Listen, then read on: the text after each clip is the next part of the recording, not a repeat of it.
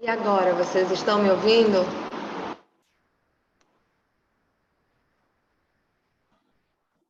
O áudio tá bom assim? Tá baixo?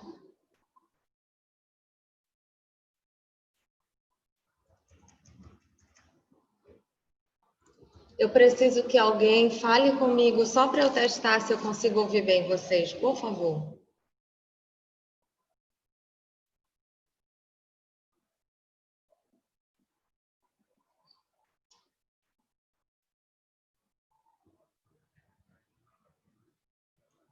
Alguém, por favor, pode desativar o microfone só para eu testar se eu consigo escutar uma pergunta, porventura?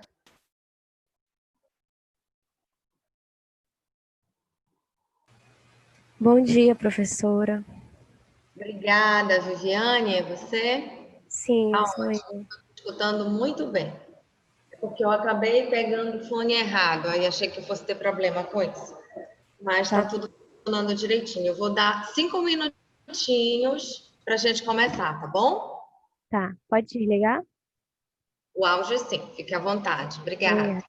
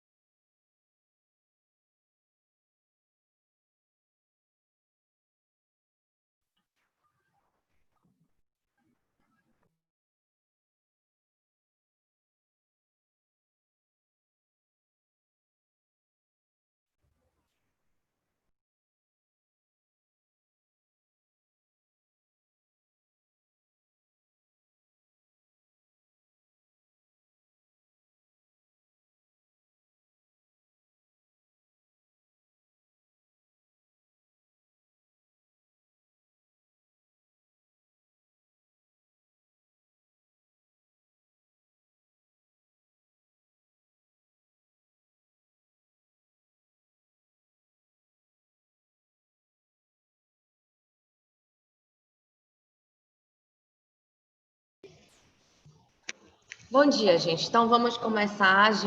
Eu dei aqui 5 minutinhos antes, passando do nosso horário, um pouquinho.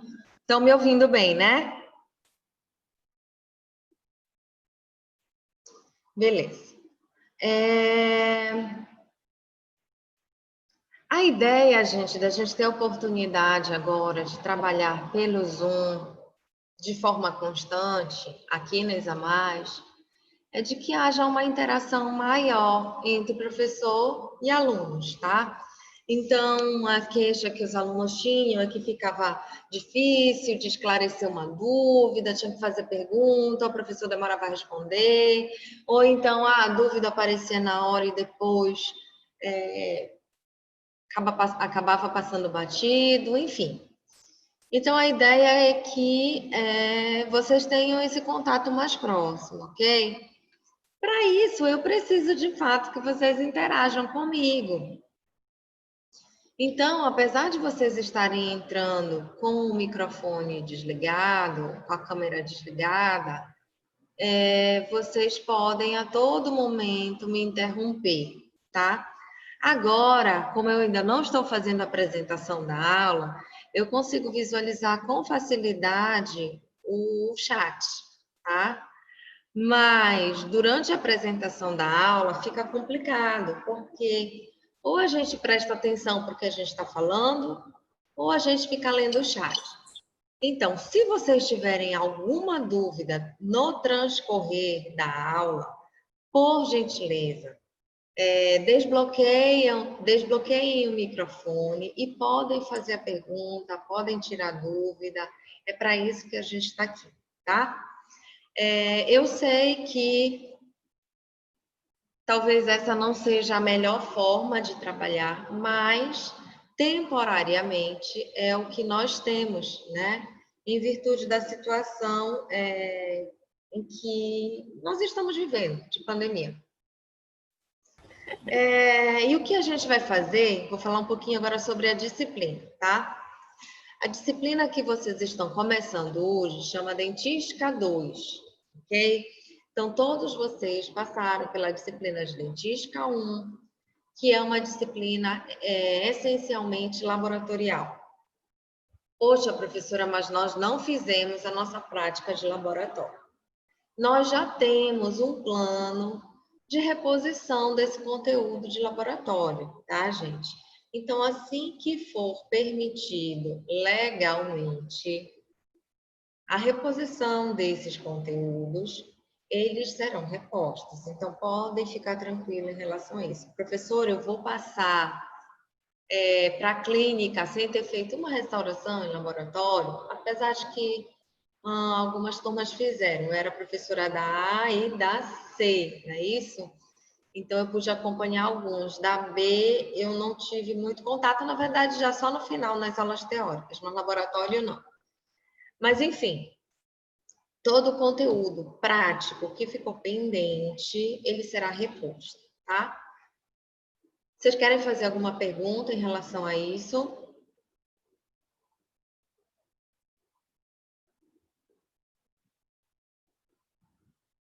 Tá tudo bem, gente? Vocês estão aí?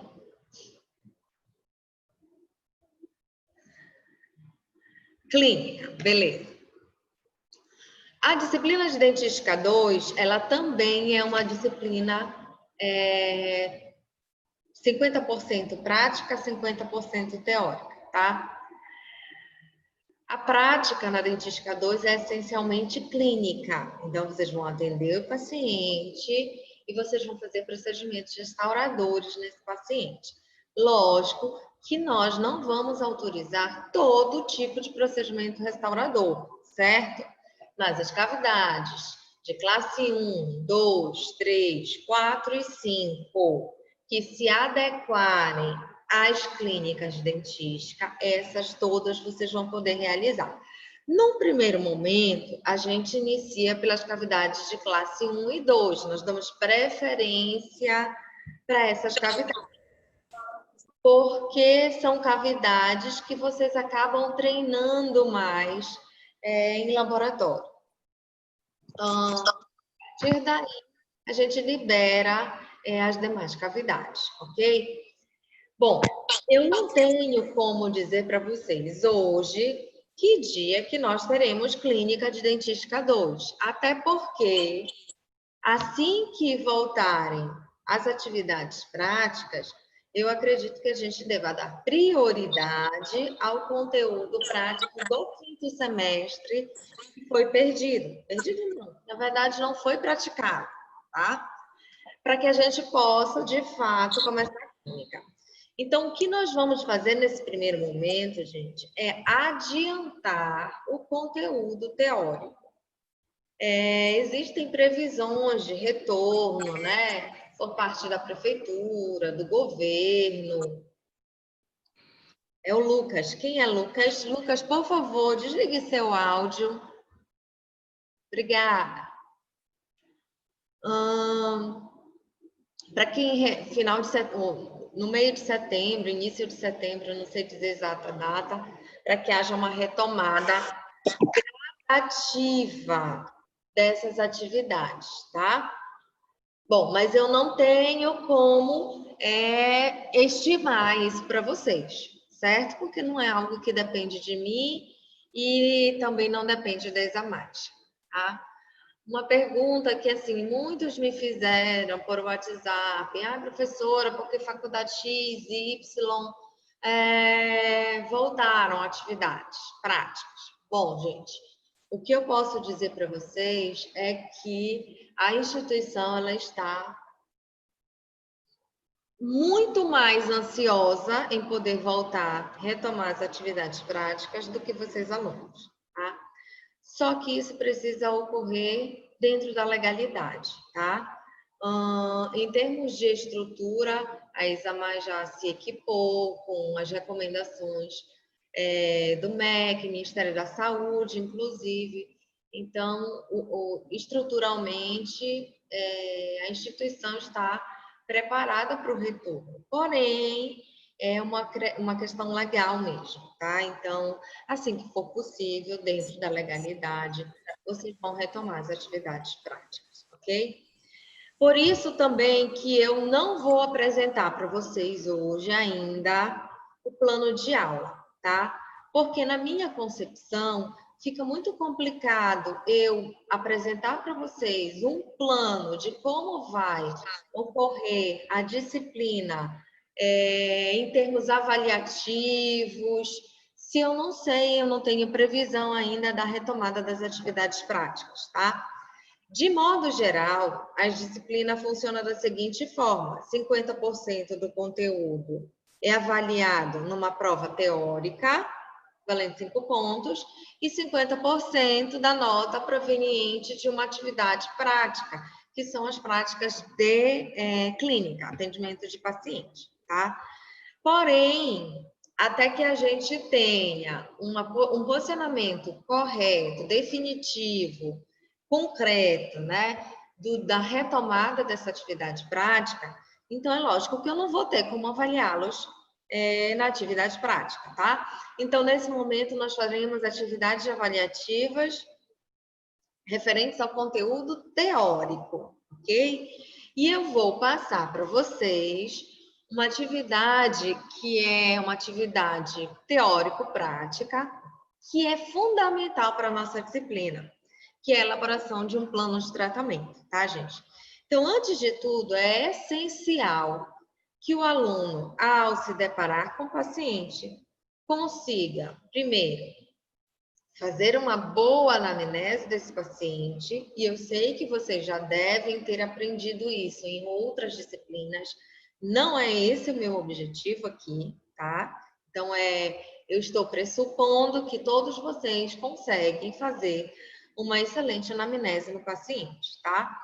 Nós temos uma ficha específica da disciplina, que em momento oportuno, quando nós tivermos previsão do retorno das nossas atividades de clínica, eu vou apresentar para vocês. Não adianta eu apresentar, normalmente eu faço a apresentação no primeiro dia de aula, mas, no meu ponto de vista, não adianta eu apresentar para vocês uma ficha clínica hoje, se vocês não sabem quando vocês vão usar, vocês não vão prestar atenção e no dia que de fato nós precisarmos desse conteúdo, vocês não vão mais saber, tá? Então, no momento oportuno, eu vou apresentar para vocês a nossa ficha clínica da disciplina de dentística. O que você precisa saber do paciente, inclusive com alguns ajustes referentes à doença Covid-19, ok? O nosso material, se porventura alguém quiser adiantar a aquisição desse material, enfim, eu não sei, a lista de material já foi passada para a secretaria há bastante tempo, desde o ano passado, não, desculpa, desde o semestre passado, antes de terminar o semestre, a ficha já foi passada, tá? Então, a lista de material está atualizada. Nós também já solicitamos à instituição, e eu sei que já foi adquirido, materiais como o termômetro, para que a gente vá aferir a temperatura desse paciente, que está entrando todos os pacientes, e todos os alunos, tá, gente? Eles terão a temperatura aferida. Se estiver acima de 37,3, esse paciente ele não vai ser atendido e ele só poderá retornar para fazer uma nova anamnese depois de 14 dias, ok? Mas mais lá para frente eu converso sobre isso com vocês. No primeiro momento, o que eu quero que vocês saibam é que nós temos um conteúdo teórico e que nós temos um conteúdo prático. E que, ainda que nós permaneçamos com este conteúdo de forma virtual, de forma online, nós faremos uma atividade para complementar a nota de uma prova, tá? Que é a elaboração de um plano de tratamento. Gabriela, você quer falar alguma coisa? Não. É o teu áudio que tá ligado, amor. Só uma orientação antes de eu falar sobre o plano de tratamento. Eu preciso que vocês entrem na reunião com nome e sobrenome, tá, gente? Por exemplo, a Gabriela tá iPhone Gabriela, tá? Porque o que acontece? Eu vou printar a tela para controle de frequência. E aí, por exemplo, tem um aqui, iPad Pro. Quem é o iPad Pro?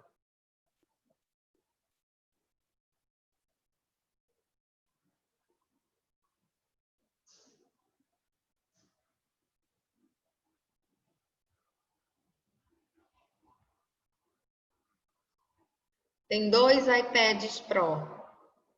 Eu preciso que vocês renomeiem, tá? Na hora da entrada. Hoje vai passar. Mas na próxima aula, eu não vou autorizar a permanência na sala de quem não tiver com nome e sobrenome, tá, gente?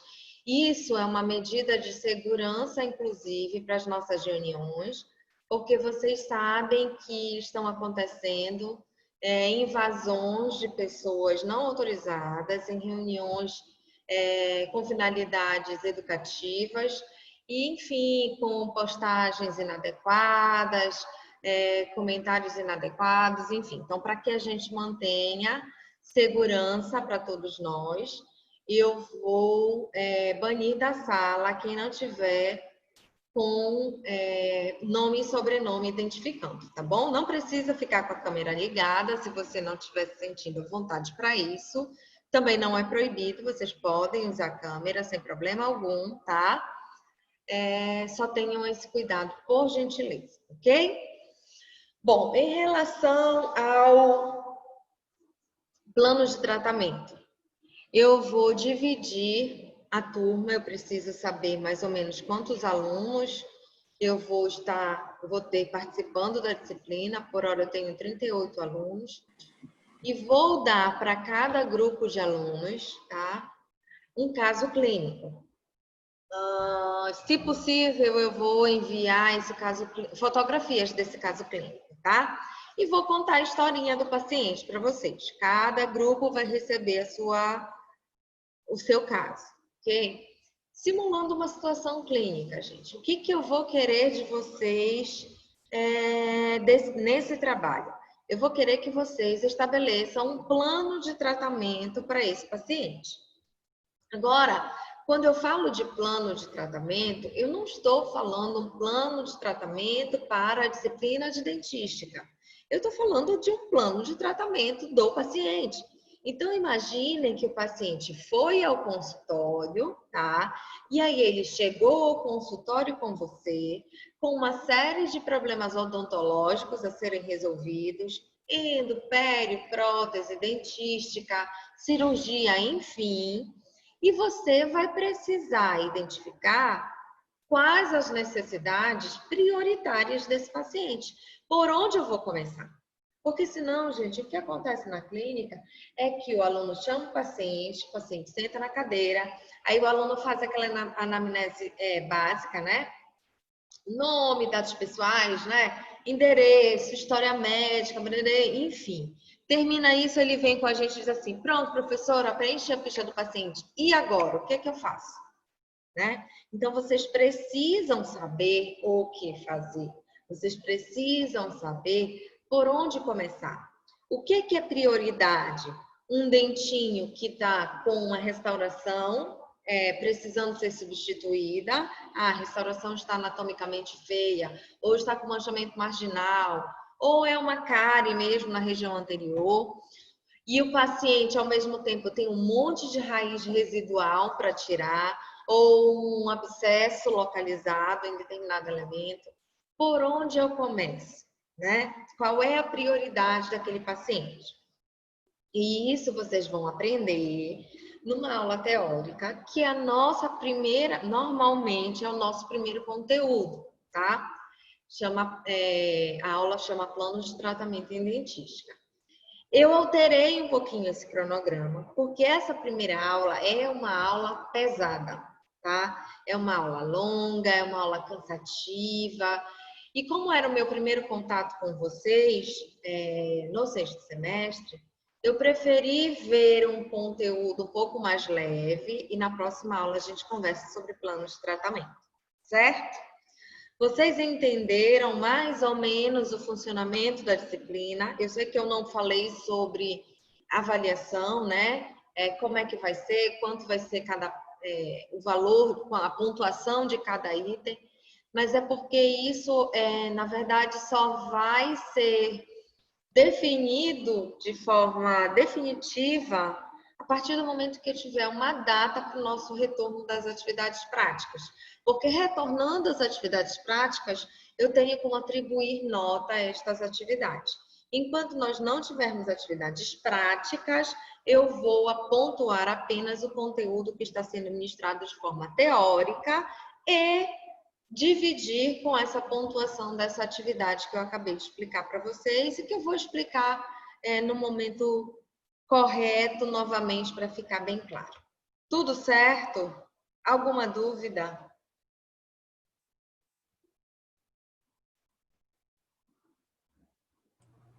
Professora, sobre a produção também, só vai falar depois? Bom, produção.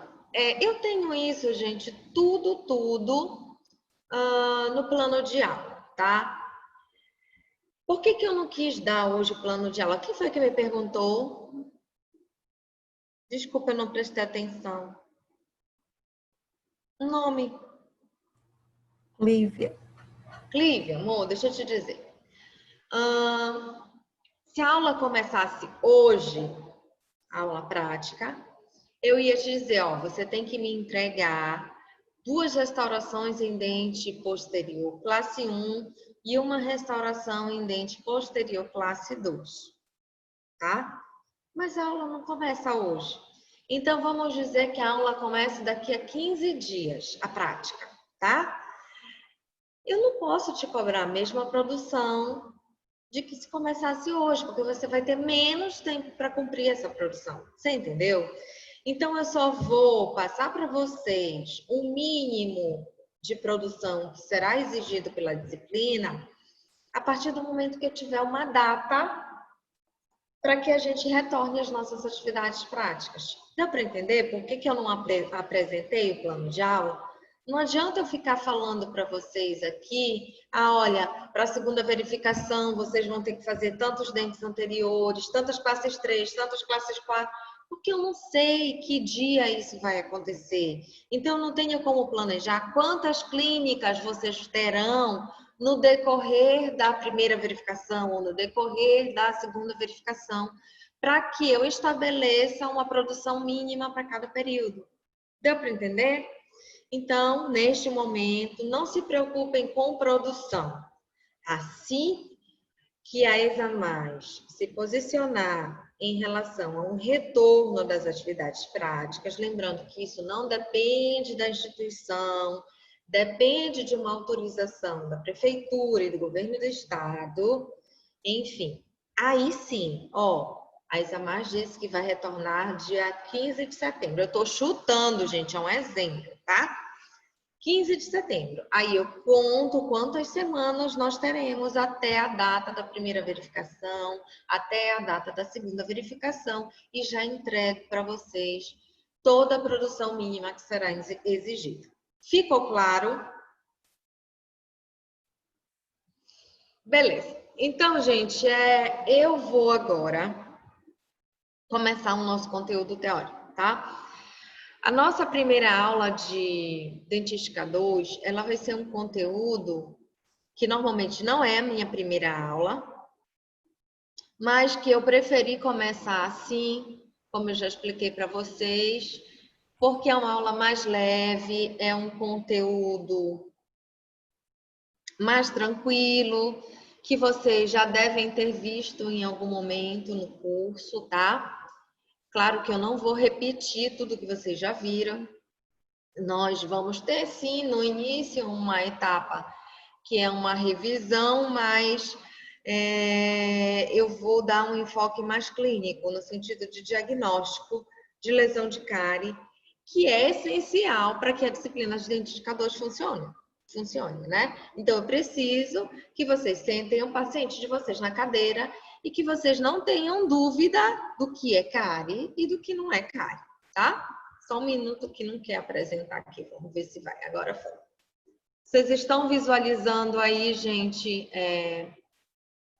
a apresentação? Me deem um ok com áudio, por favor, porque eu não consigo acompanhar o chat agora. Eu tô. Tá conseguindo ver, né?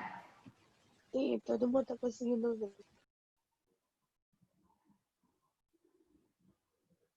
Ok. Vamos lá então, gente. Então a gente vai conversar um pouco sobre cariologia, diagnóstico de cárie, tá? Lembrando, vocês podem me interromper a qualquer momento, certo? É só parar e perguntar. Só um minutinho, gente, que tá travando aqui. Vou colocar para apresentar de novo, tá?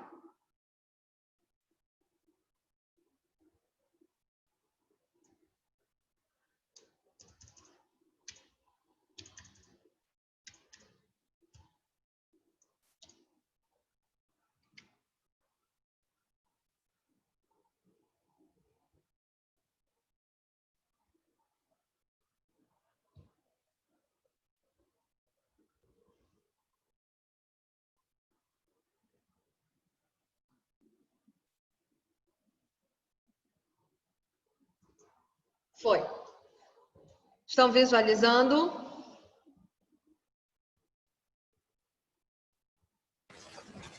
Beleza. Tá ok. Então vamos lá, gente.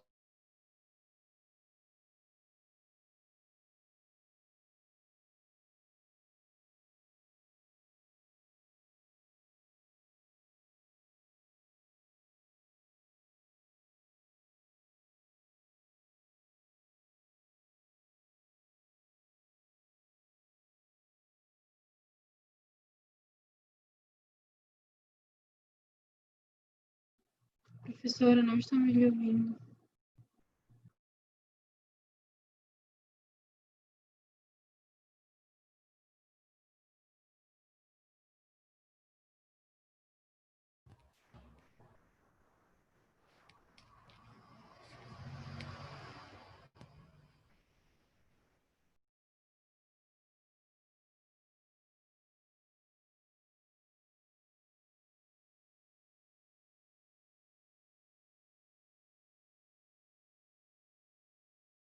Droga. Tá normal para vocês, gente?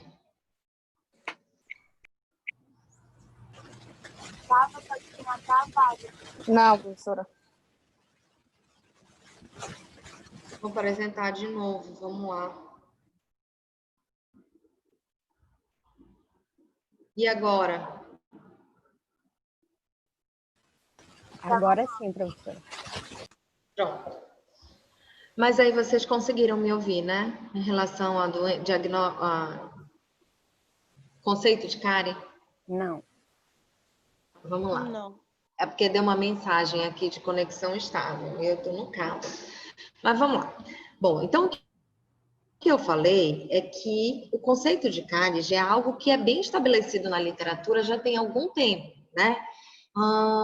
Somente algumas atualizações ocorreram, porque antes, quando se falava de cárie, de conceito de cárie, nós dizíamos que a cárie é uma doença infecto-contagiosa. E, de fato, a gente sabe que isso não é mais aceito atualmente, porque a cárie ela não pega, não é como o Covid-19, por exemplo, né? Como o coronavírus. Então, é preciso para que se desenvolva a doença cárie, a gente precisa de vários fatores ocorrendo ao mesmo tempo naquela cavidade oral para que a cárie se estabeleça ali, certo? Então, é por isso que ela não é dita infecto-contagiosa. Para ser infecto-contagiosa, bastava eu ter a bactéria responsável pela desmineralização da estrutura dental para que a cárie esteja estabelecida. E a gente sabe que não é assim que funciona, tá? Bem, então, inicialmente, o primeiro esquema conceitual para a etiologia de cárie era chamada de tríade de Case, né? Então, nesse conceito, para que eu tivesse desenvolvimento da doença cárie, eu precisava ter um substrato, que é a estrutura dental, né? Fornecendo os minerais que vão ser desmineralizados pelo ácido, que é proveniente da microbiota. E, além disso, eu precisava ter uma dieta que favorecesse a proliferação e a produção desses ácidos por essa microbiota, tá? Então, eu tenho uma dieta favorável, uma dieta cariogênica. Essa dieta, ela vai servir de, entre aspas, alimento para micro-organismos que vão fermentar os carboidratos provenientes dessa dieta, liberando na superfície dentária, da estrutura dental, ácidos, e esses ácidos na superfície do dente causam um mecanismo de desmineralização.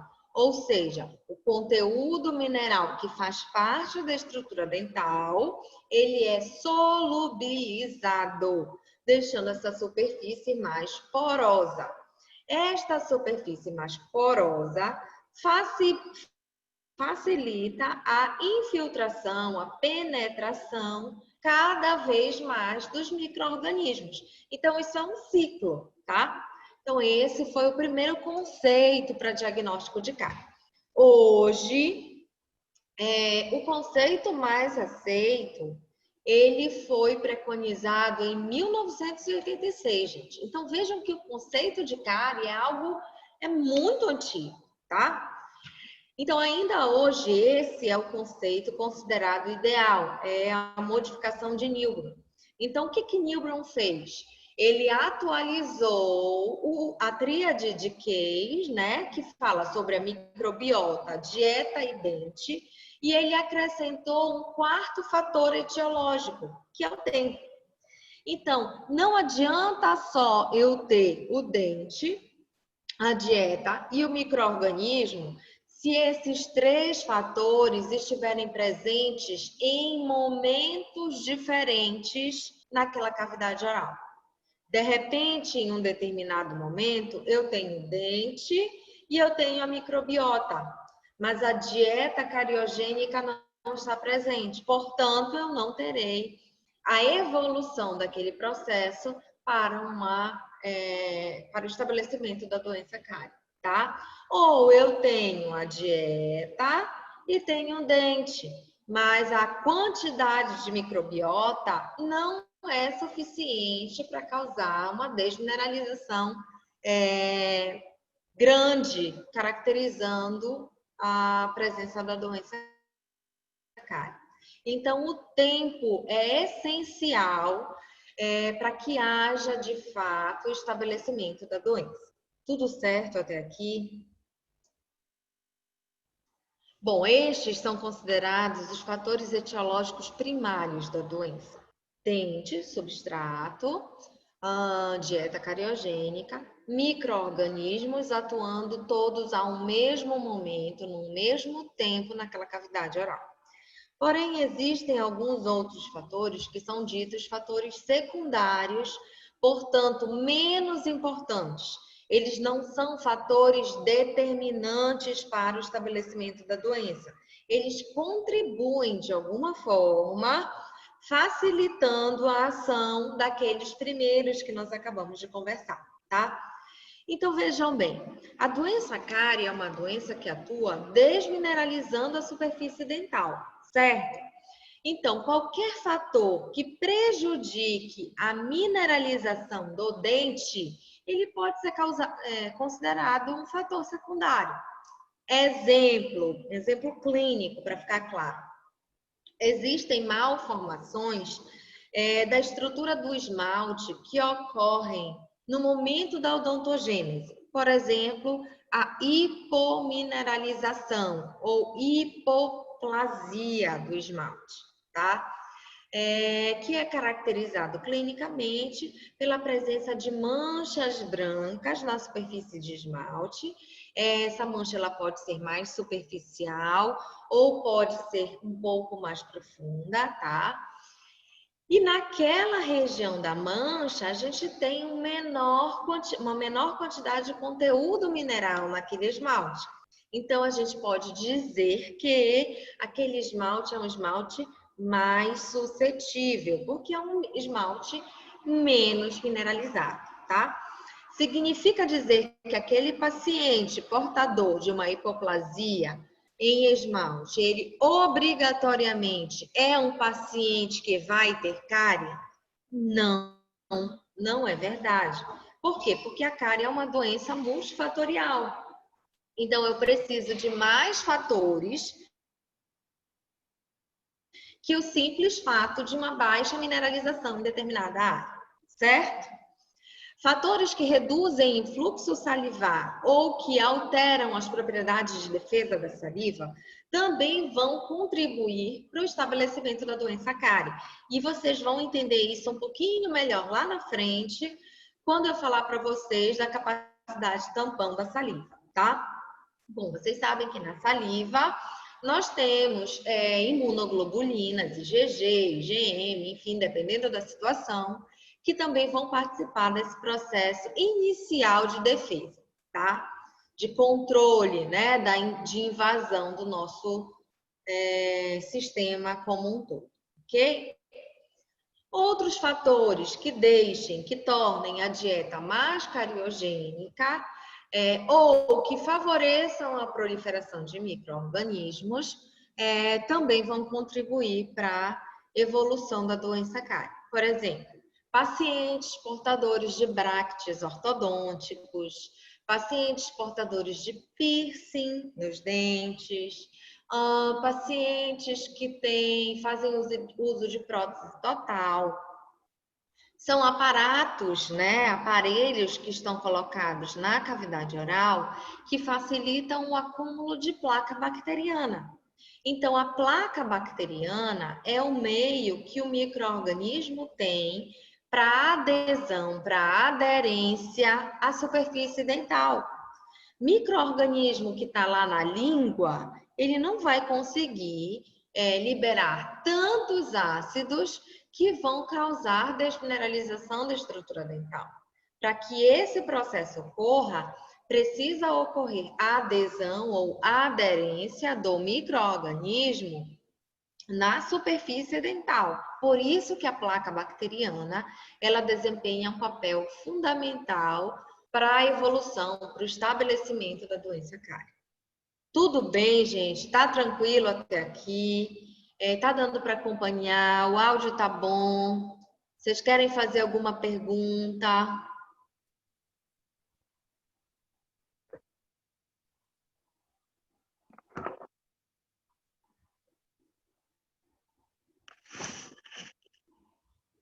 Tudo bem?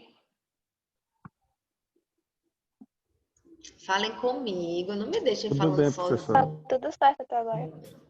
Bom dia. Tá ótimo. Vocês me conhecem já. Quem foi meu aluno no A e no C, vocês sabem que eu gosto de ouvir a voz de vocês. Que eu pergunto muito na sala. Não vou perguntar sobre o conteúdo, mas eu pergunto se está tudo bem, se vocês estão entendendo. Me respondam, senão eu fico me sentindo muito só aqui, tá bom? Vamos lá. Em relação a micro-organismos.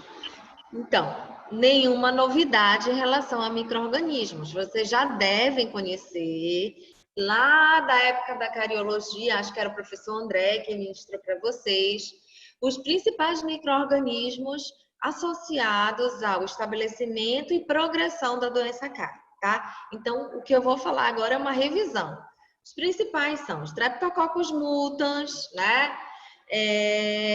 E além do mutans, só colocar aqui o horário para eu controlar o nosso horário. Além do mutans, nós vamos ter outros micro-organismos e eu vou falar sobre cada um deles.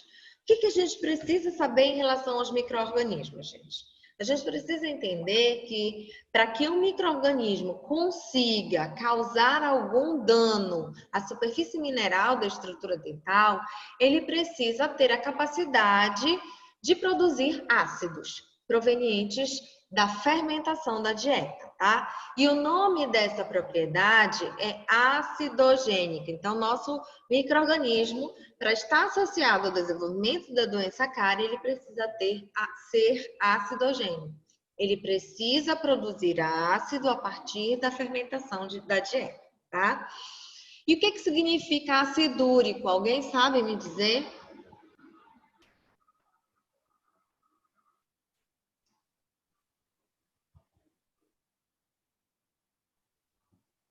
Bom, acidúrico, gente, significa que o meio ácido, ele é favorável para a proliferação desse micro-organismo, certo? Então, olha que interessante.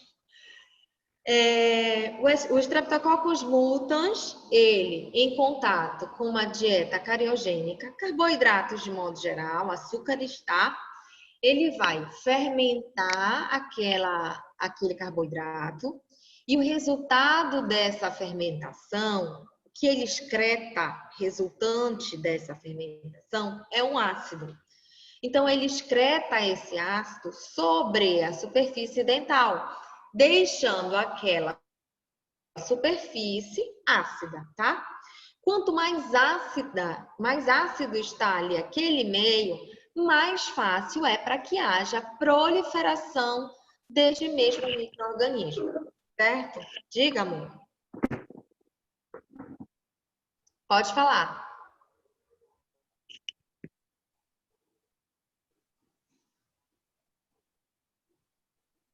Alguma dúvida, gente? Posso continuar?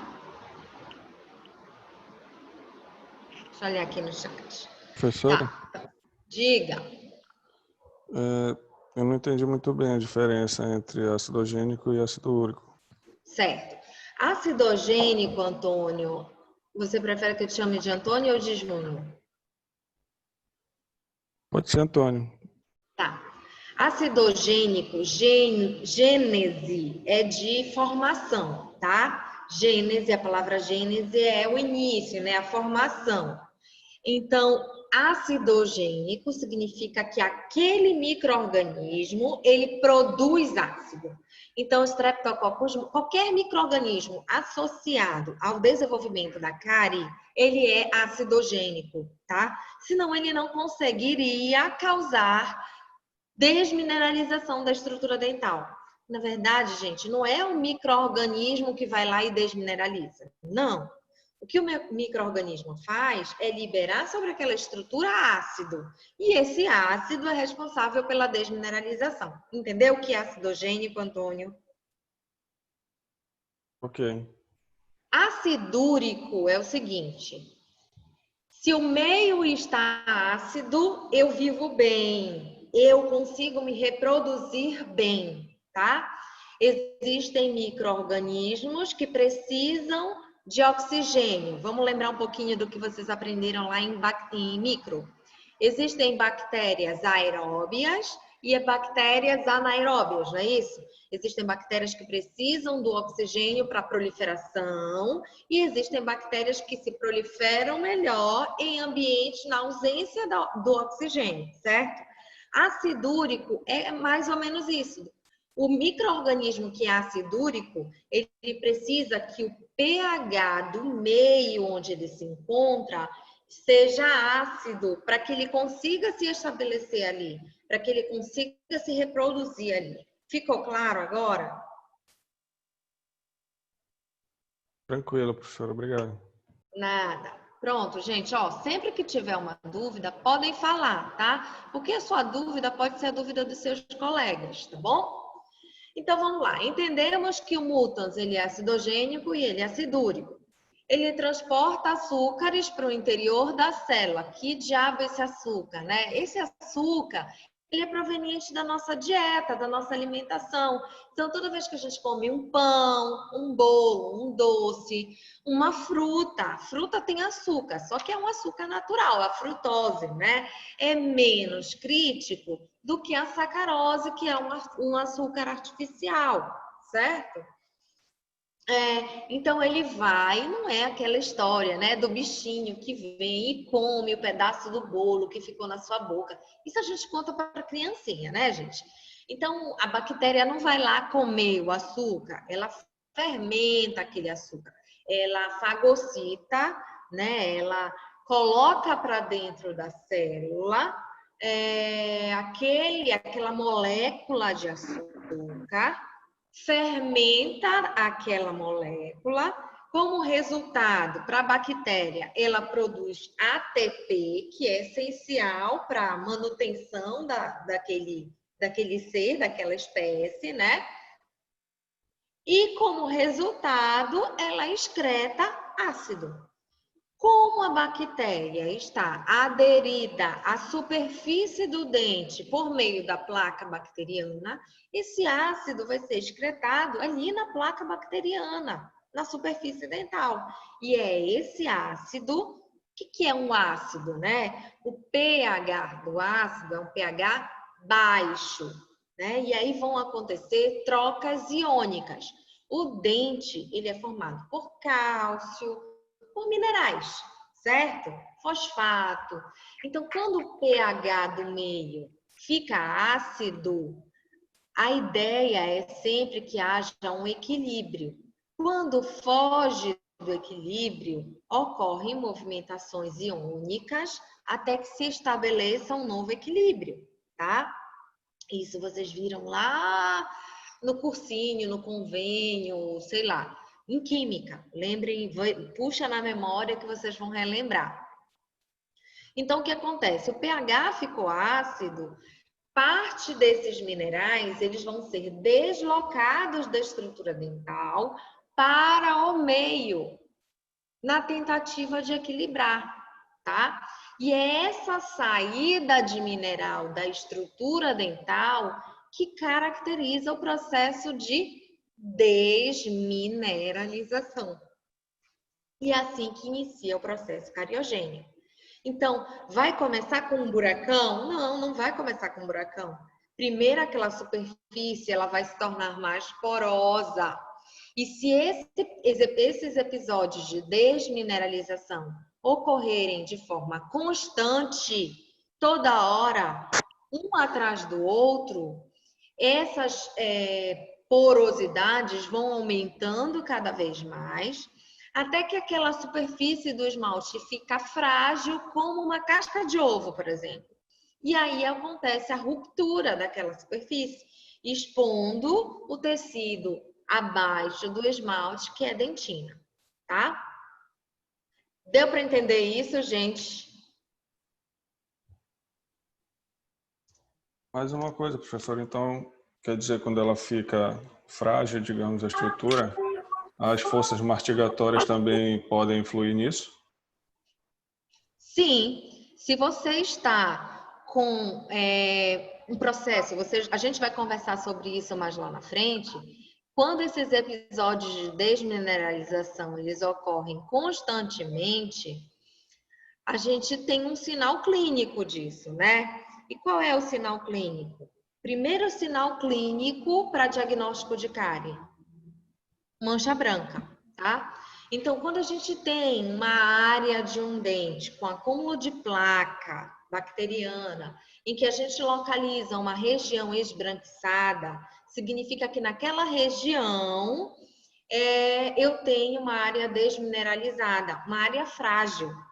Então, talvez não seja na oclusal essa mancha, mas se for na oclusal e você morder uma pipoca em cima, aquela área fragilizada, ela vai quebrar.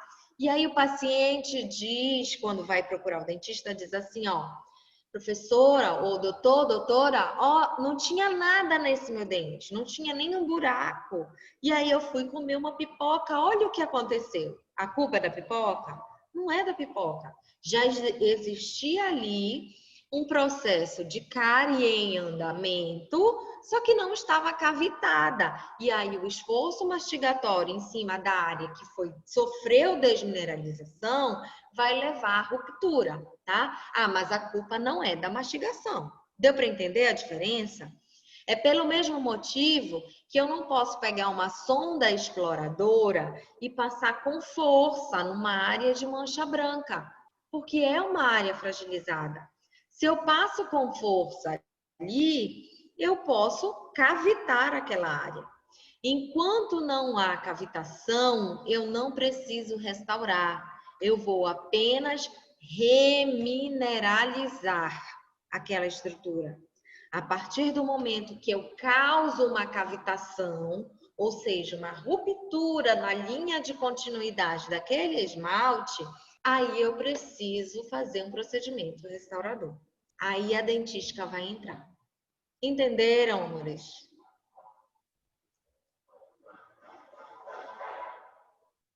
Tudo certo?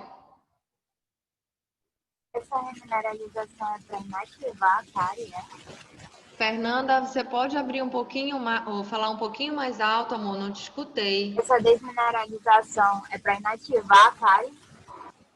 Não, é o mecanismo em que ocorre a cárie. Desmineralização. Remineralização, acho que foi isso que você perguntou.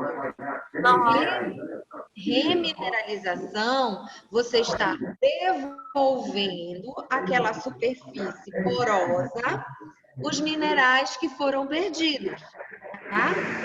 Quem pode me dizer qual é a forma de remineralização mais comum que nós utilizamos? Essa é fácil. Flúor. Aplicação tópica de flúor, tá, gente? O flúor, ele ajuda nesse processo de reposição mineral, tá? Por isso que o flúor é uma grande ajuda para o controle da doença cárie. É por isso que a nossa água é fluoretada, é por isso que os dentifrícios são fluoretados, é por isso que se trabalha tanto nas escolas, principalmente com escolares em torno de 6 anos, com bochechos, com flúor, campanhas de orientação da escovação, porque nesse período de 6 anos estão erupcionando os primeiros molares permanentes daquelas crianças, que são os dentes mais perdidos. Por quê? Porque eles erupcionam muito cedo. Né? E a criança nessa idade, ela não tem esse discernimento, essa compreensão para ter um cuidado com esses elementos dentais, que só vão erupcionar uma vez na boca, tá? Então, é nesse sentido que o flúor vai nos ajudar, ok? Mas a gente ainda vai falar mais um pouquinho sobre isso. Ai, gente, eu não sei o que está acontecendo, que está travando a minha apresentação toda hora. Peraí.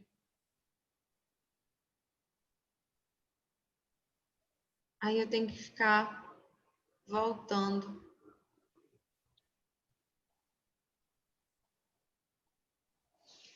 Bom, já foi?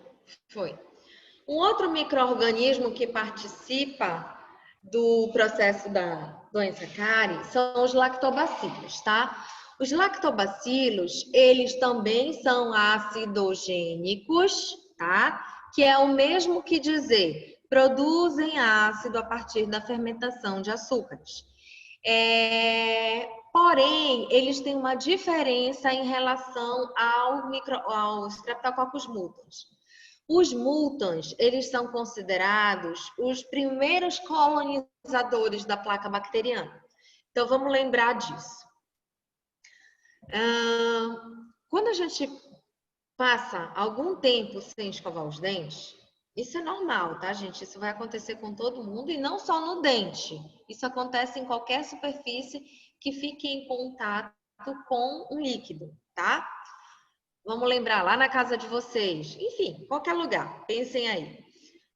Imagina que vocês têm uma área que tem um chão em cimento e se fica ali uma poça d'água acumulada há muito tempo, muito provavelmente ali naquela superfície, com o passar do tempo, vai se desenvolver, né, aquele lodo, né, que fica liso ali aquela superfície. Por quê? Porque começa a haver proliferação e aí vai se formar ali aquela substância. É uma analogia, não é exatamente assim que acontece no dente, mas acontece.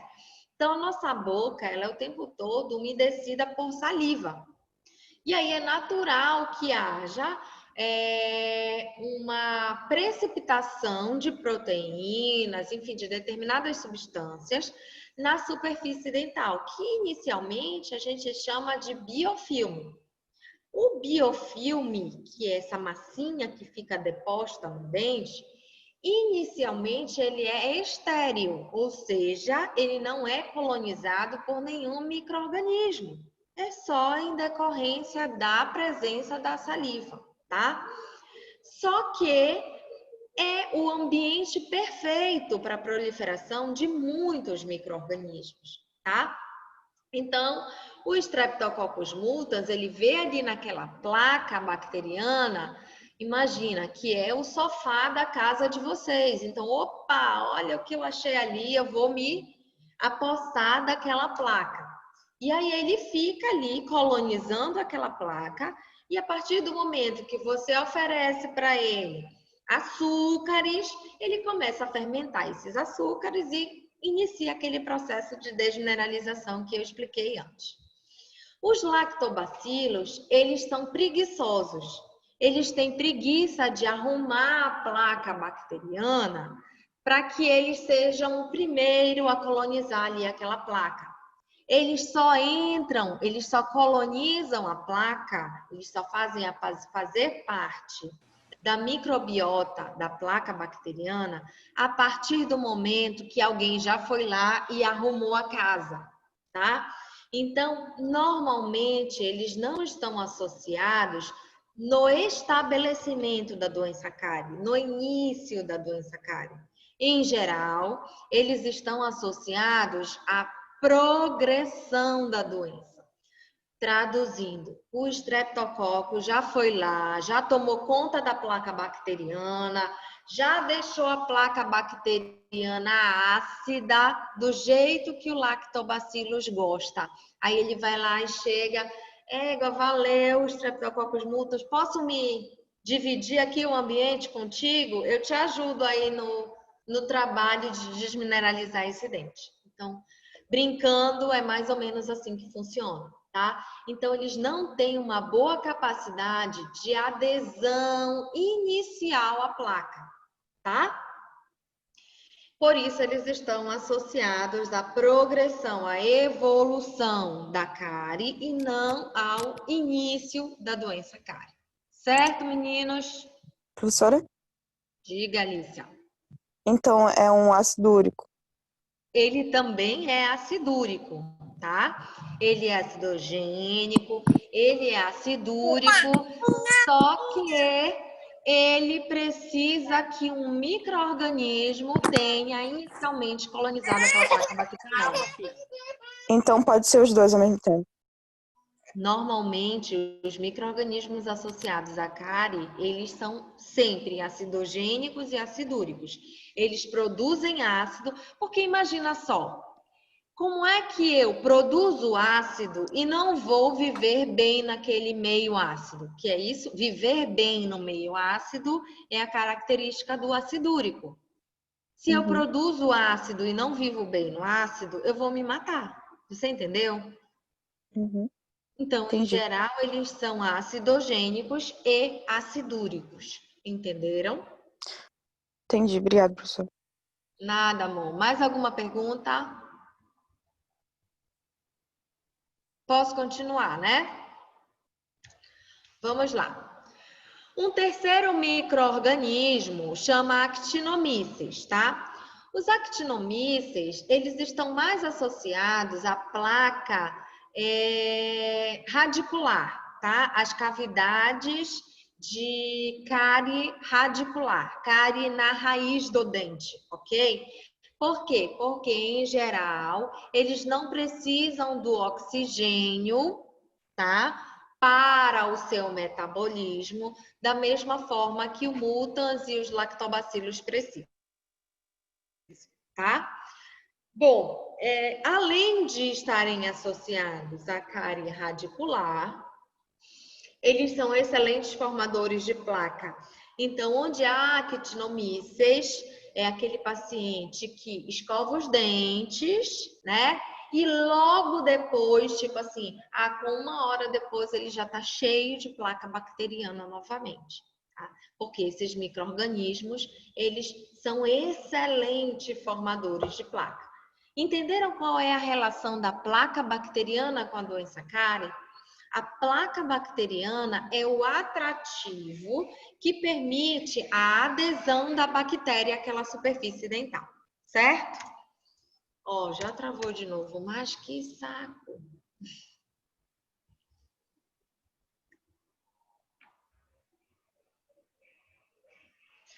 Bom, vamos lá. Mutans, lactobacilos, actinomyces. O que torna um dente suscetível à doença cárie? Bom, fatores de retenção de placa. Tudo que ajudar a acumular placa, né? Quanto mais placa, mais fácil a aderência, a adesão do micro-organismo que pode causar placa. Então, deixa aquele elemento dental mais suscetível. Eu já dei alguns exemplos, né? Os brackets, as próprias cavidades, lesões pré-existentes. Imagina, o paciente está cheio de cárie, sabe aqueles panelões, como o paciente mesmo diz, né? Fica ali dentro daquela cavidade, resto de alimento, placa bacteriana. Então, é difícil escovar dentro da cavidade, para você ter um controle dessa placa bacteriana. Por isso que, quando a gente pega paciente cheio de cavidade de cárie, vocês vão aprender isso em planos de tratamento, a primeira coisa que a gente faz é adequar o meio bucal. O que significa adequar o meio bucal?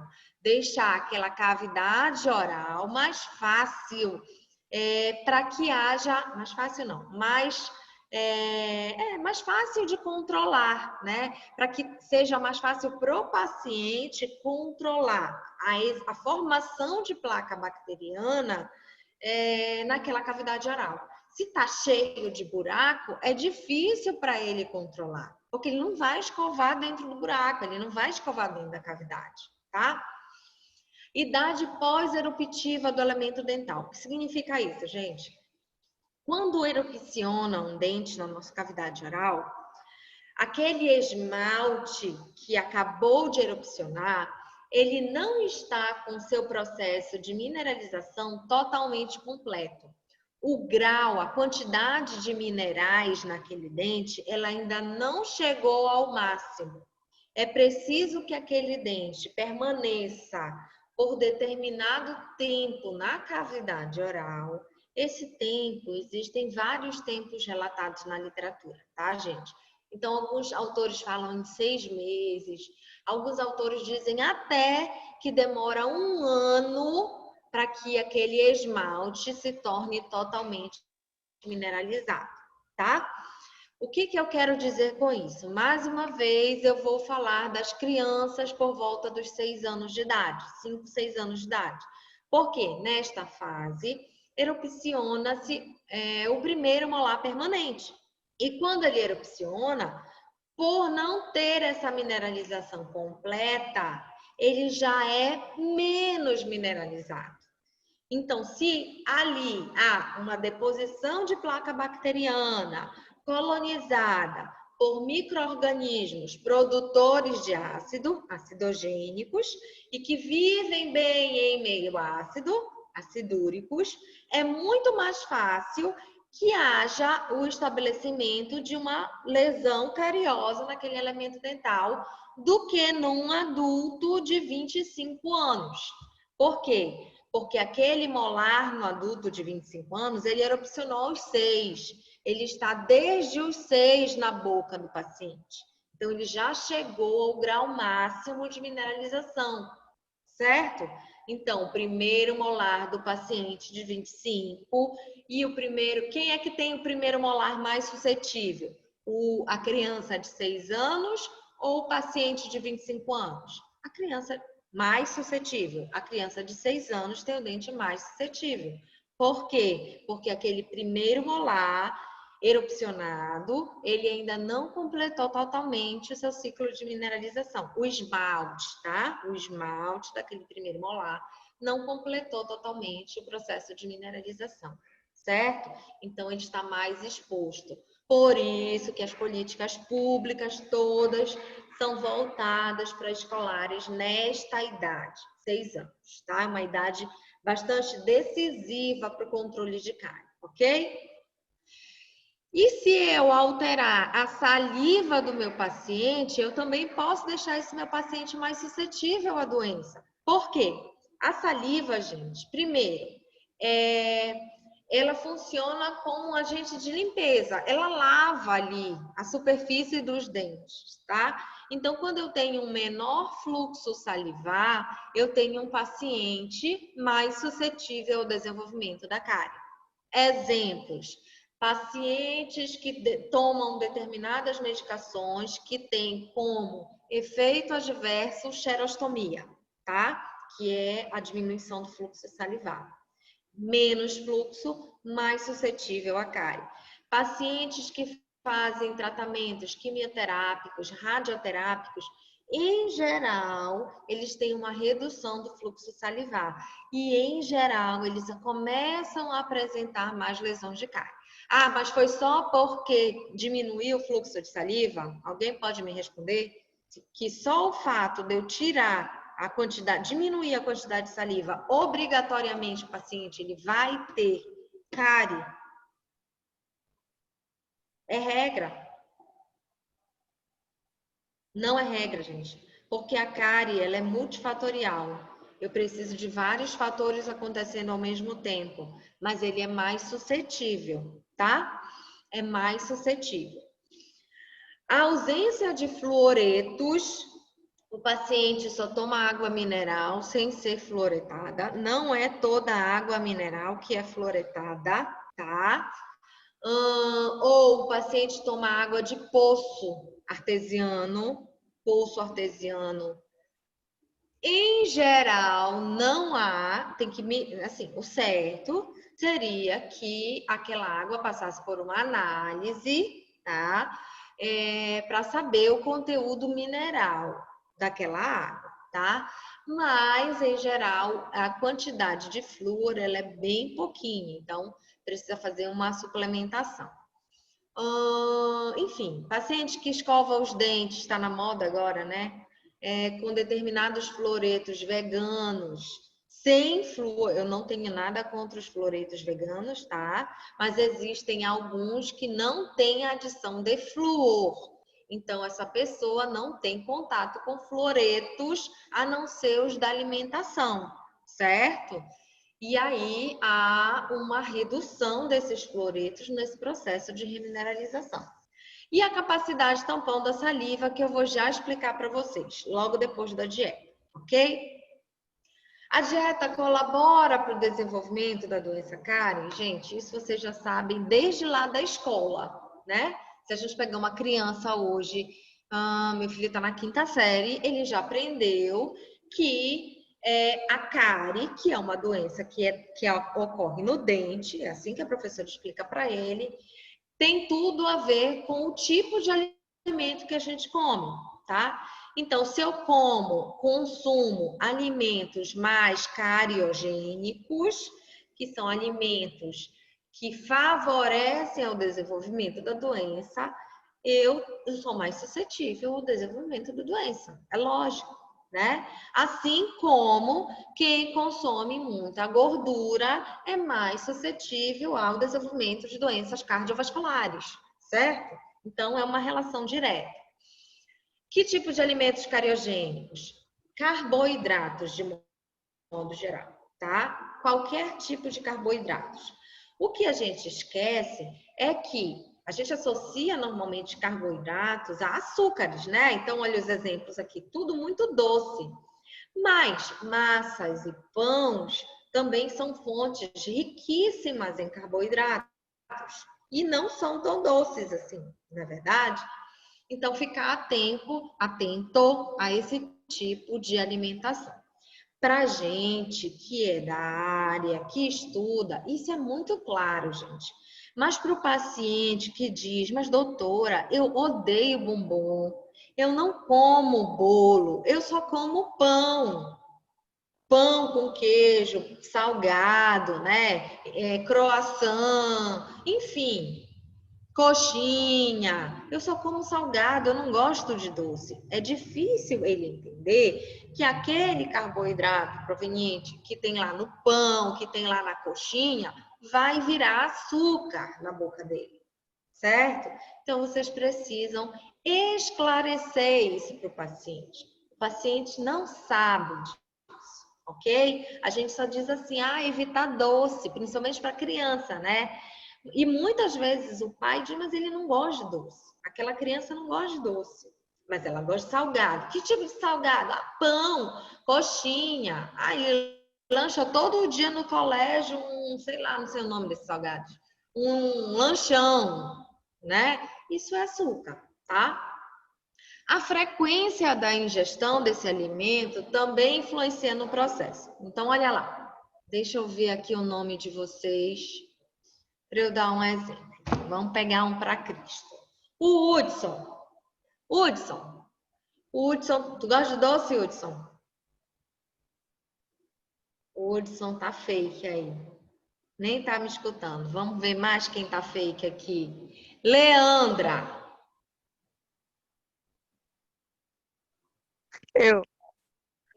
Não tá fake. Então vamos dar um exemplo com a Leandra.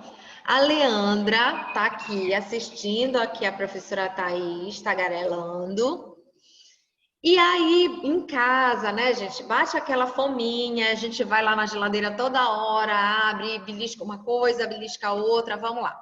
E aí a Leandra abriu agora lá a geladeira. Não, ela foi lá no armário e trouxe um pacote de biscoito. Vou assistir a aula de cárie. Tá bom, Hudson, tá perdoado.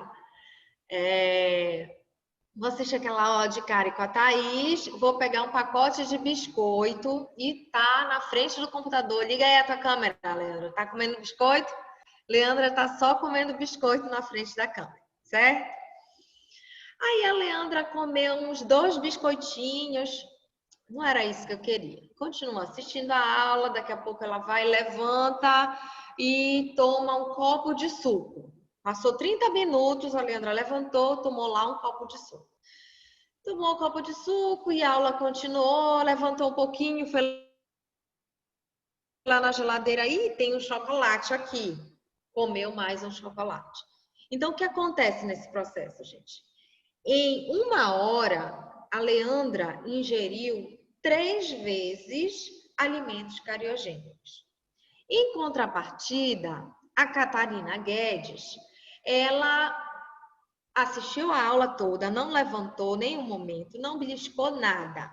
Mas também na hora do almoço ela estava morta de fome. Aí ela foi, almoçou, e depois do almoço ela pegou uma caixa de chocolate e comeu a caixa de chocolate toda de uma vez? Já vou deixar você falar, Alicia. Quem é que tem mais suscetibilidade, levando em consideração a frequência de ingestão da dieta cariogênica? Quem vocês acham que está mais suscetível? A Leandra, que em uma hora foi lá e comeu alimento cariogênico 3 vezes, ou a Catarina, que comeu toda a caixa de chocolate de uma vez só?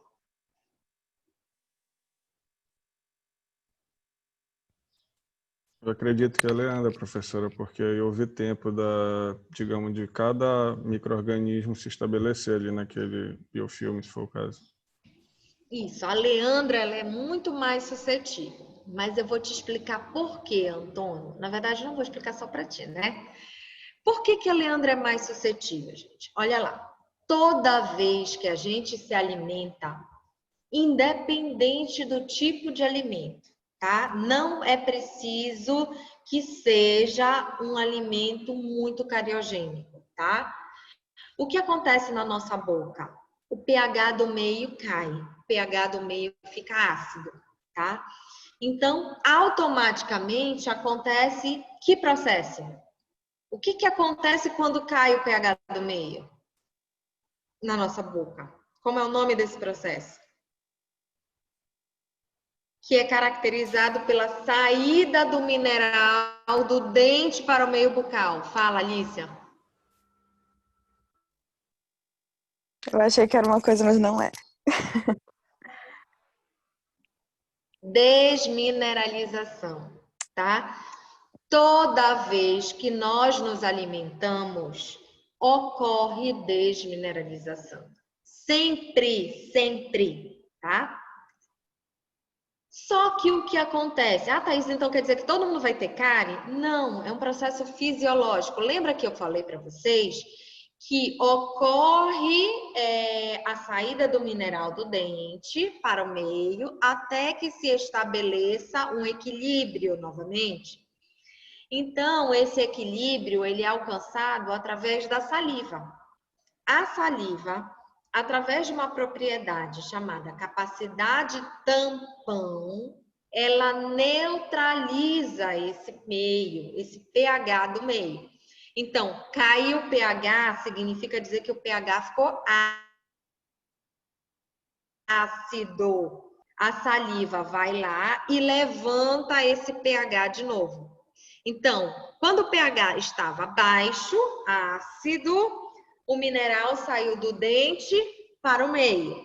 A saliva vai, levanta o pH, torna o pH neutro, tá? O que acontece com o mineral que tinha saído do dente? Volta para casa. Então, o mineral que estava perdido ali no meio bucal, ele volta para a estrutura dental. Isso é fisiológico, isso acontece a todo momento no nosso meio. Por isso que é importante dar um intervalo entre uma refeição e outra. Por quê? Para dar tempo para a saliva elevar novamente este pH e voltar ao pH neutro, que é o pH ideal da cavidade bucal, em torno de 6,9, 7. Comi, o pH vai cair, vai para 5, vai para 4, dependendo do que eu comer, tá? E aí fica ácido. No meio ácido ocorre desmineralização. Saliva vem, eleva novamente pH, pH 7. pH 7, os minerais voltam para a estrutura dental. Como é o nome da volta do mineral para a estrutura dental? Alguém sabe? Remineralização. Remineralização.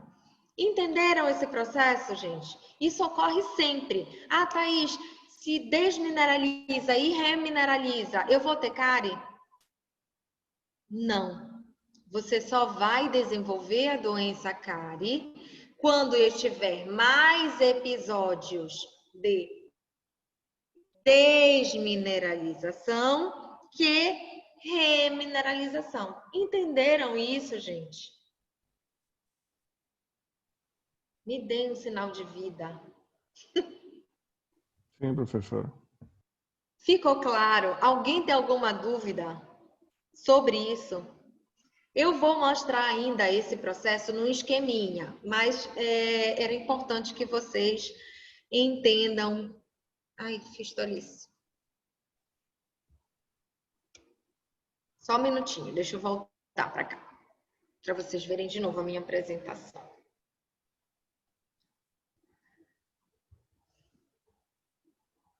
Tudo bem, né? Estão vendo aí, certo? Sim. Tá ótimo.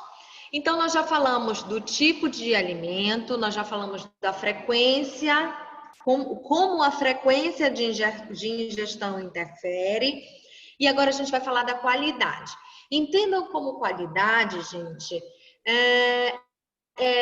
como é esse alimento no sentido de consistência, tá? Então, em geral, os alimentos mais grudentos, que grudam mesmo na estrutura dental. Quer um exemplo? Olha aqui, vou botar aqui a caneta para apresentar para vocês. Jujuba. Sabe aquele bombom de caramelo, de leite, que é bem grudento, que você termina o bombom e ainda fica 10 minutos sentindo o gosto do bombom na boca, porque ele ainda está grudado no dente? Então, esse tipo de alimento, esquilhos, sabe, esses salgadinhos, eles grudam muito na estrutura dental. Então, esses alimentos são os que mais facilitam a proliferação da doença cárie, tá? Beleza. Existem alguns alimentos que ajudam nesse processo. Por quê? Porque eles ajudam fornecendo flúor, certo?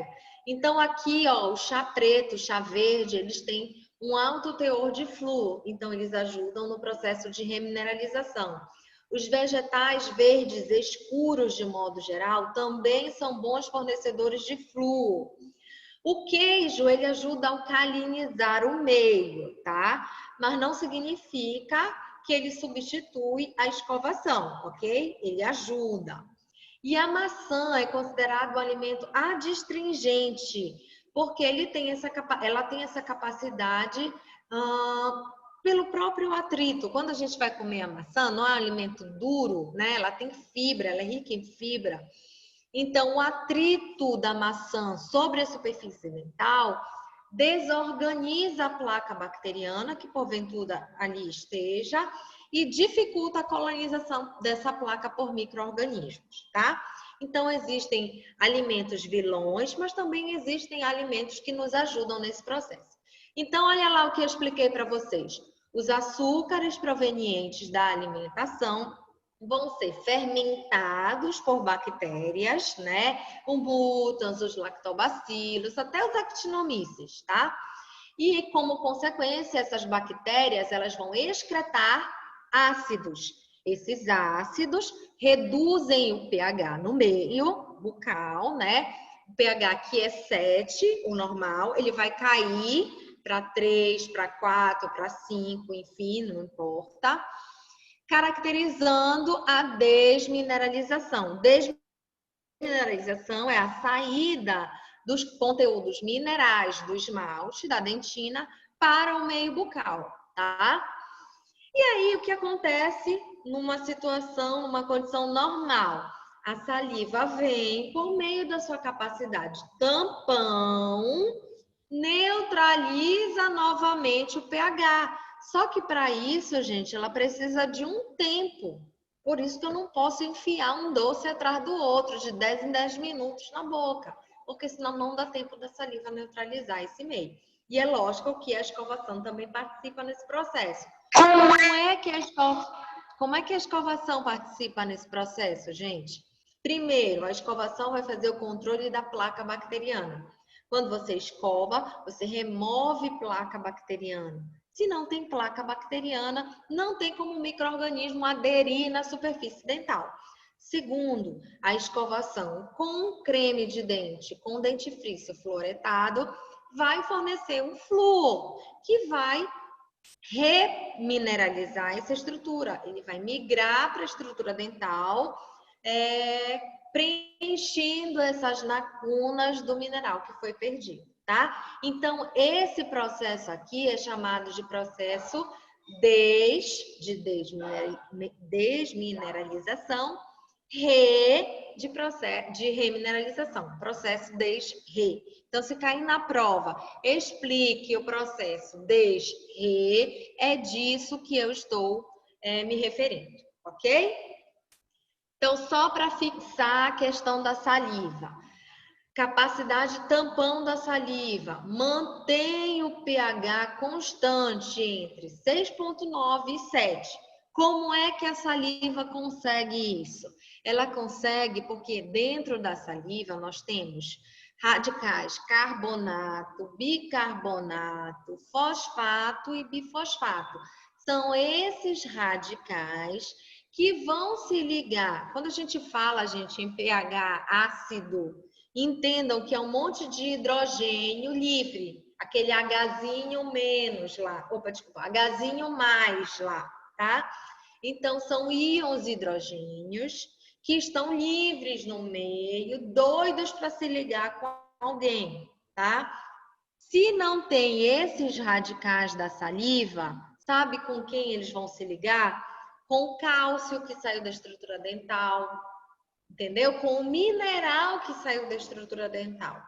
Eu não quero que ele se ligue com o mineral do dente, porque senão meu dente vai desmineralizar. Então, a saliva fornece esses radicais. Esses radicais é que vão se ligar com o hidrogênio do pH ácido, tá? E aí o mineral continua no dente. O mineral volta para o dente, certo?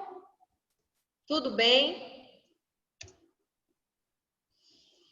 Vamos lá, vamos prestar atenção para esse conceito de pH crítico, tá?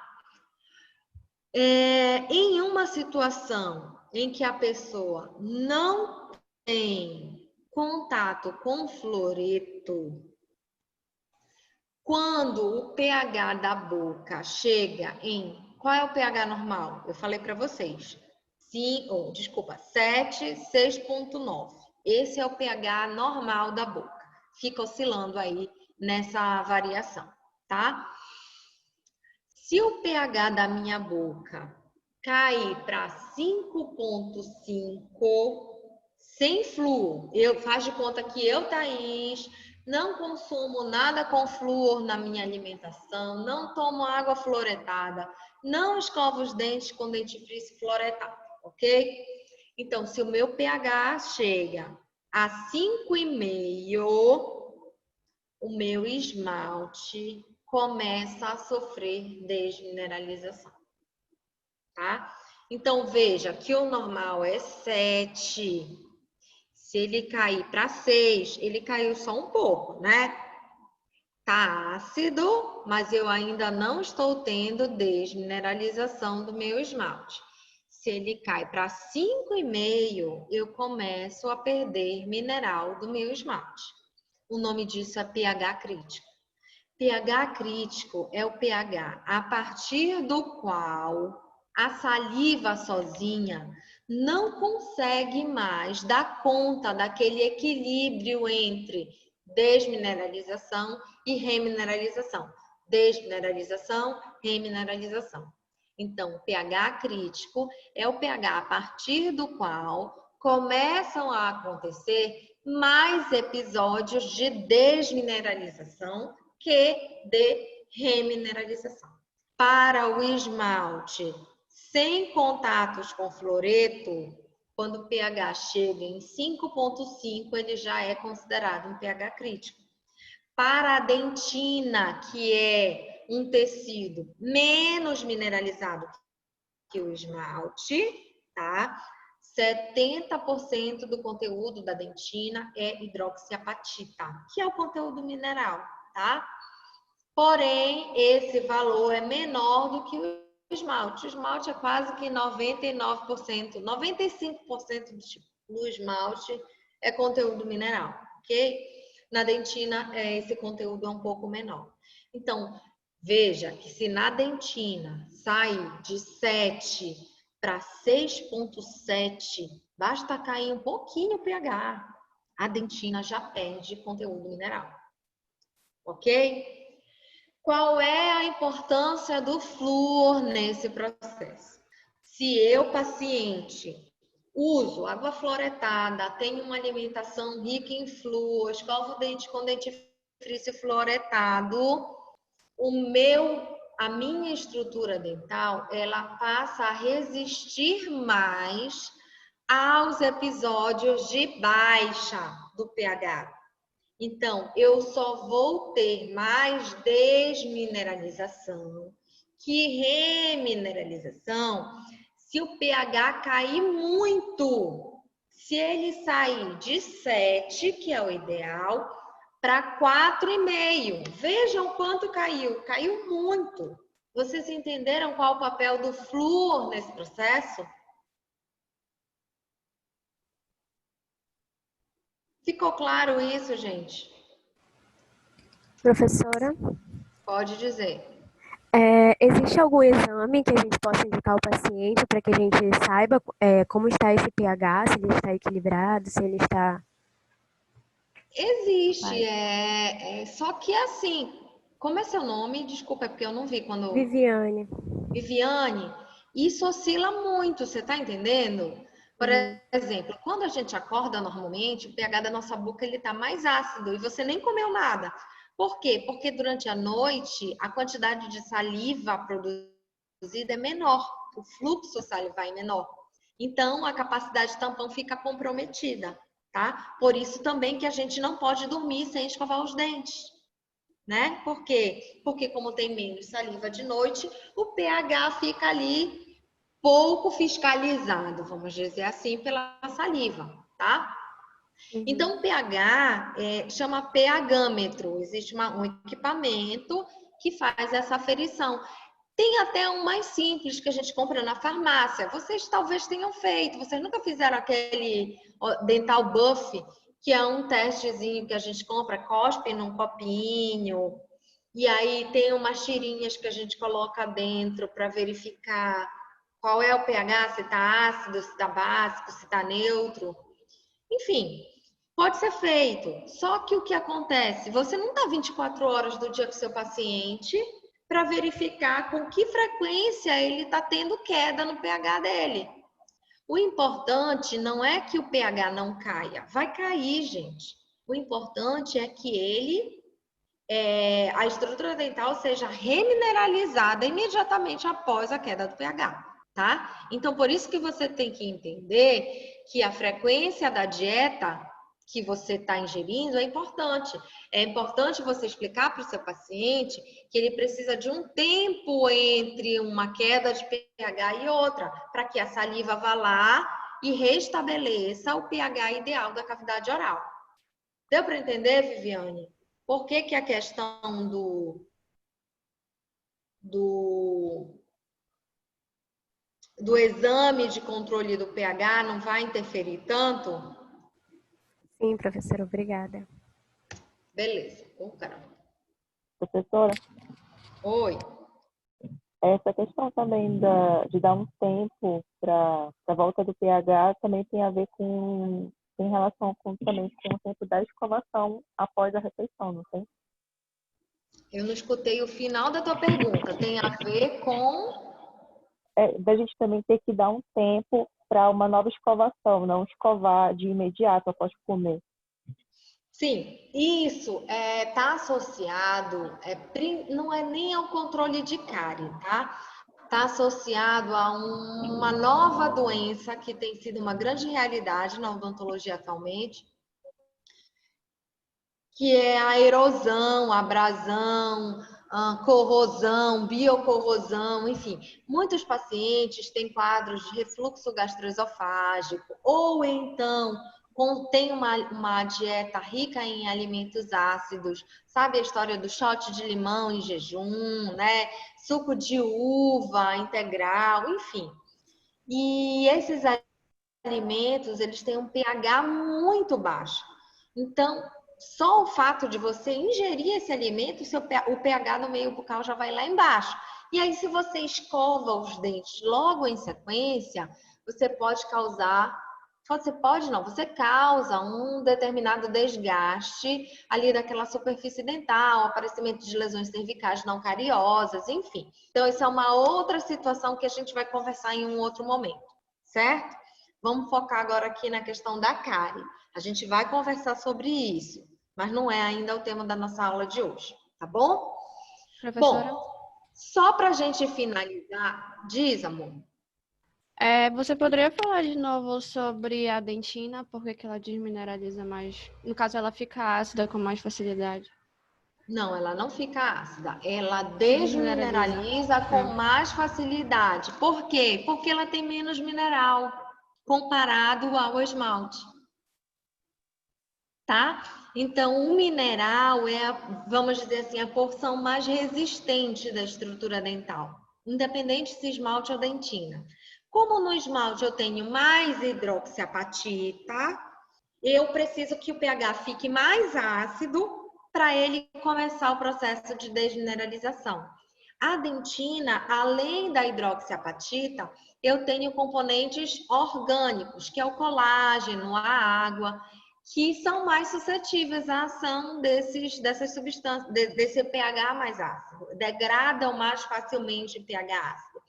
Então, se o pH cair um pouquinho só, a saliva, a dentina já começa a sofrer desmineralização, tá? Certo, Tá bom, amor? obrigada. Certo. Beleza. Então, olha lá. Aí eu vou falar agora, para a gente finalizar, de métodos de diagnóstico. Como eu faço para diagnosticar cárie, certo? Bom, o ideal, na verdade, o que é principalmente adotado é a inspeção visual. O que é inspeção visual, Thaís? Olhar, examinar o paciente, tá?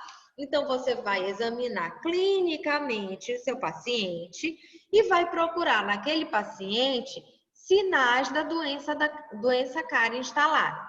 O principal sinal da doença cárie instalada é a cavitação, mas não é o único sinal. A cavitação já é a doença instalada em estágio mais avançado.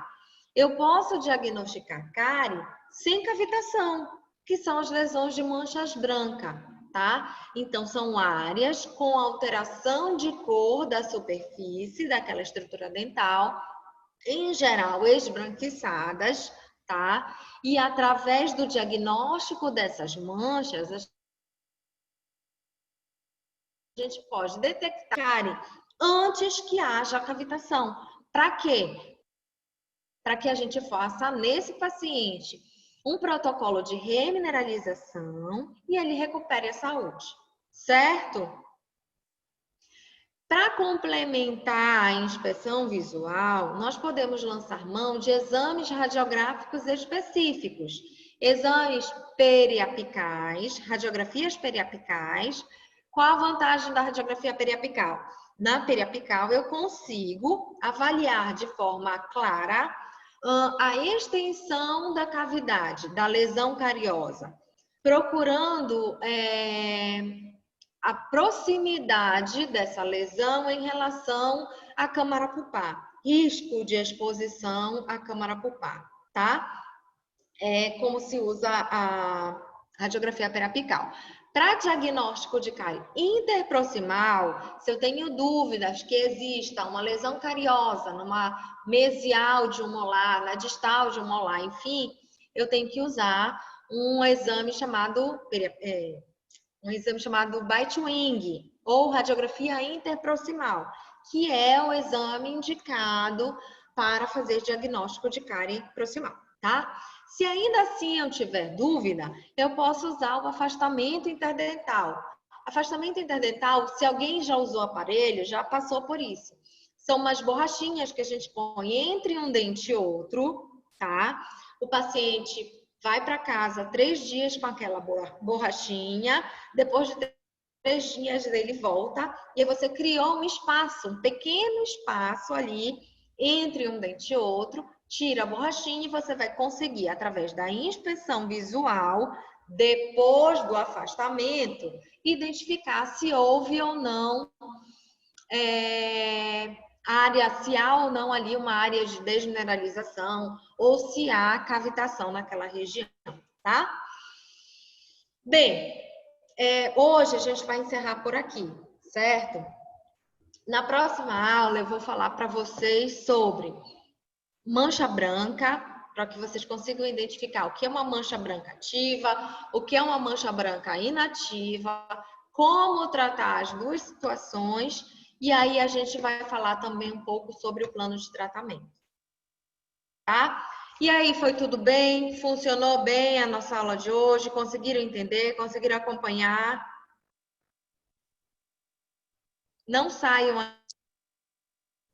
ainda, Sim, gente. professora, Me tudo deem um ok. minutinho. Eu vou... Tudo certo. Beleza. Eu vou fazer um print aqui da tela para ficar como frequência de vocês, tá? Um minuto. Só um minuto, já fiz o primeiro. Deixa eu só arquivar aqui logo a imagem para não correr o risco de perder.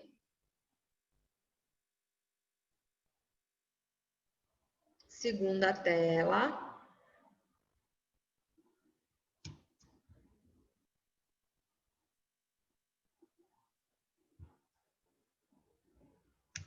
Prontinho, gente. Então, só relembrando, na próxima aula eu preciso que todos vocês entrem com nome e sobrenome. Quem não tiver com nome e sobrenome, eu vou precisar remover da sala, tá? Eu vou ter que remover da sala para nossa segurança, ok? Eu espero que tenha sido proveitoso. Na próxima, se vocês se sentirem à vontade, podem ligar a câmera. Eu gosto de olhar para vocês, de olhar para a carinha de vocês, porque a gente sabe quem está entendendo, quem não está entendendo, quem está voando.